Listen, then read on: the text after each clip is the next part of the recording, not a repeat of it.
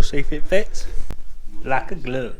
Right, so what I did, I've had a day. I've started last night on Valentine's Day. Obviously, I'm so romantic. What I decided to do was build my missus a stud wall. Anyway, enough of that. I've got my dog out. Right, hello everybody. Here's a quick update on the fireplace installation. What I'm going to do today is, well, working from home today, obviously. The Sheffield garden build, if you're watching that, we've been rained off today. It's forecast a horrendous week. We got about 20 metres of paving down yesterday and it absolutely launched it down. We turned up today, exactly the same, launching it down from first thing though. So we sat it out for a bit and decided to come home. I've got things to do at home I can get on with. So hopefully we're back on that tomorrow, but the rest of the week's forecast looks terrible. We've got Storm Dudley and Storm Eunice turning up some point this week. So that's great stuff working outside. But on the upside is if I can't get out and do the landscaping, I can carry on with my project. So what I've been doing, I'll go through it with you right now. Right, so what I did, I've had a day. I've started last night on Valentine's Day. Obviously, I'm so romantic. What I decided to do was build my missus a stud wall. Anyway, enough of that. I've got my dog out. First job I did was find the existing joists of the ceiling. That gives me some fixing plates, so that I don't have to. If one didn't line up with the line of the new wall, then I could just screw. I've screwed between two joists, like the 400 centres. There's one up there and one up there, if you can see. And what I've done is put a plate across and then use my header plate there across to start the stud wall. And I squared it all up using the laser level. So the next job after I'd squared it all up was I marked out where my TV was going to go and just framed that out, and then I've put plenty of timbers in here to give me a good fixing for my new mantelpiece that's going. It gives me a little bit of play of where to put it, because I'm a bit unsure yet of the height that we're going to have it at. And then today's job, I've come home today and what I've done is I've marked out where I want to put the hearth and the new stove. I'm going to reduce in, it's a little bit too wide, it takes up quite a bit of the room at the moment, so I want to reduce the fireplace in, and what I'm going to do is first I've got to concrete this floor in here. I want to raise up, nothing's level in the house, so the floor runs out by about an inch from that side to that side, and when we had such a thin hearth on the gas fire, when the carpet ran across it, it was plainly obvious that the hearth wasn't, no, the floor wasn't level. So I thought, well, if I put a thicker hearth in, you're not going to see that as much. So what I'm going to do is I've squared it all off here, as you can see, and I'm going to raise the concrete to this point here, and level that through. Put some reinforcing rods where the old slab meets the newish slab, if you like, here, because there's going to be a tendency for it to want to crack in certain places. So I thought I'd put some reinforcing rods in there and level it all up. And then once I've leveled it all up, then what I'm going to do is I'm going to build an internal skin that comes flush with this outer stud here. Then none of the timbers in the fireplace, it's all been, everything that's going to get warm is on the concrete side of it and on the brick side, so that keeps all that away from there. And obviously then there'll be a register plate that comes across the top here. So yeah, so the first thing I'm going to do today, well, I've squared this up. What I've done is, you can see how far it runs out there. That's level from one side to the other. You can see it runs out just there about 15mm just across the half, but I've put that in bang level. So then I'm going to concrete in all there today. So I'll put that on time lapse and you can watch me concrete that, and then we'll pick it up a bit later. First of all, what I'm going to do is I'm going to give it a bit of a wash coat with this SPR I use this at work. It's a really good bonding agent, really.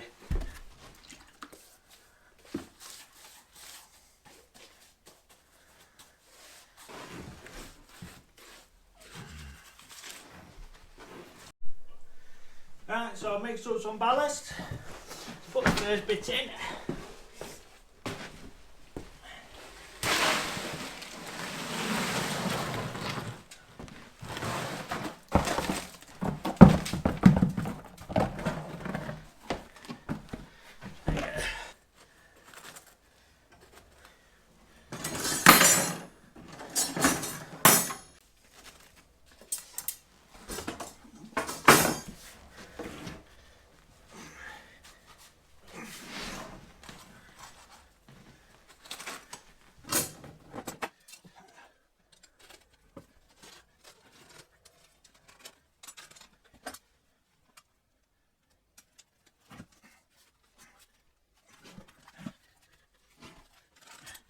Mix them up.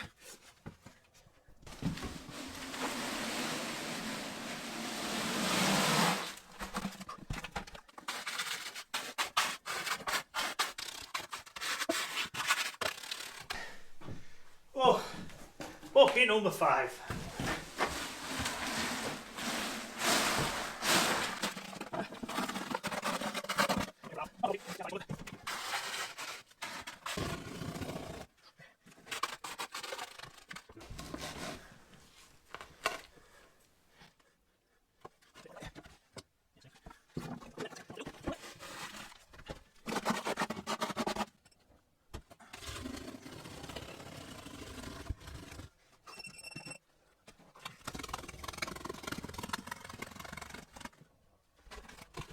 Right, so we're not far off level.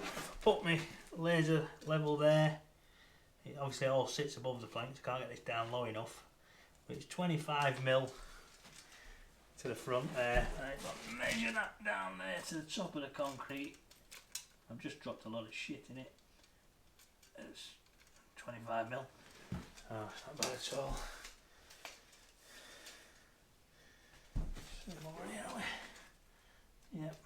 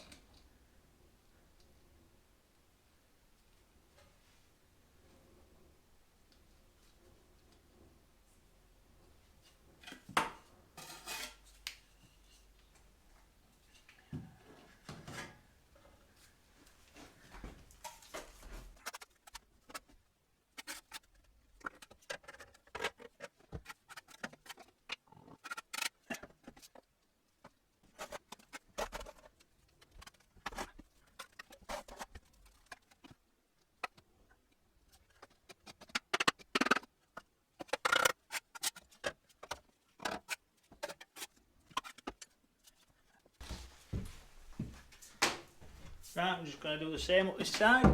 Box it out, box it all square. So, we know what we're doing.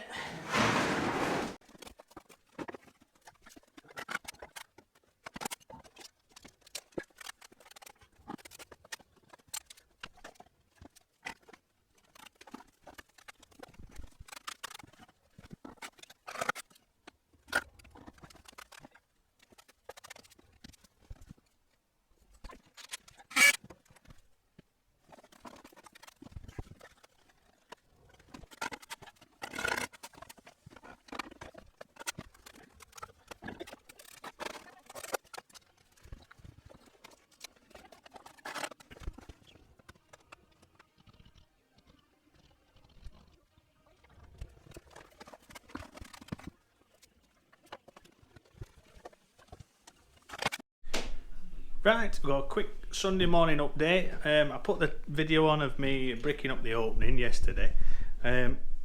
So what I'll do is I'll show you now that it's cut off a little bit.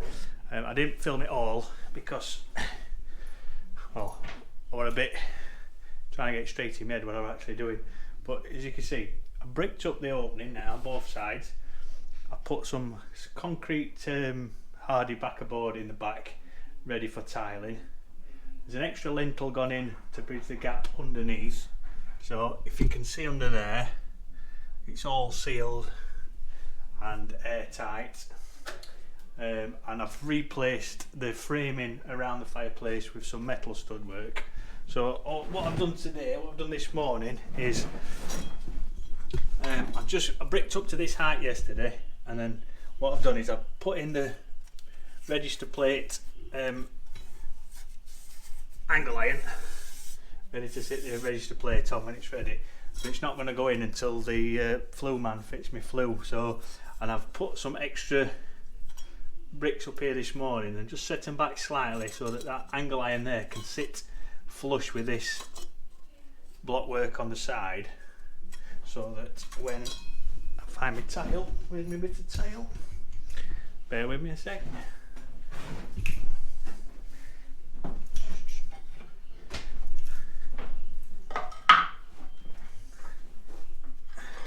This is the tile that we're going to be using for the surround. So as you can see, that's recessed behind there, so that's going to go up, and I'm going to leave the last row of tiles off and put them on the last row on after the stove's been installed, and then he's got enough room to manoeuvre everything around. So that's going to run up to the register plate like that, and then like I was saying here, what I'm going to do today, after I've done all that this morning, is this afternoon I'm going to lay or I'm going to cut at least the half that's going to go in there. It's going to be two pieces. I'm going to join down the middle. As you can see, I've got my centre line set up. There's going to be like two little L-shaped pieces that overhang on the sides and the front, and then there's going to be just some slivers around the sides underneath there. So hopefully that's the next thing I'll show you. So, catch you in a bit. Right, we've got one in. Just marked out the other one. That's going to go in there. So we'll cut that on the saw. First we'll mark as cut dry, because he's only in pencil and it'll wash off. And then once it's dry, marked out, we'll put the water feed on, cut straight through.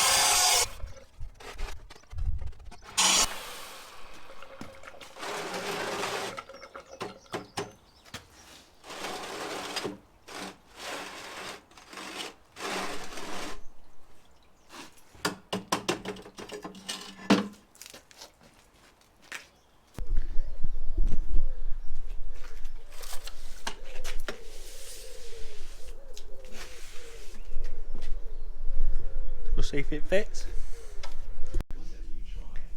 Like a glove. Right, well that's me done for the weekend. Well, back at work tomorrow on the Sheffield garden build. It's forecast another rainy day.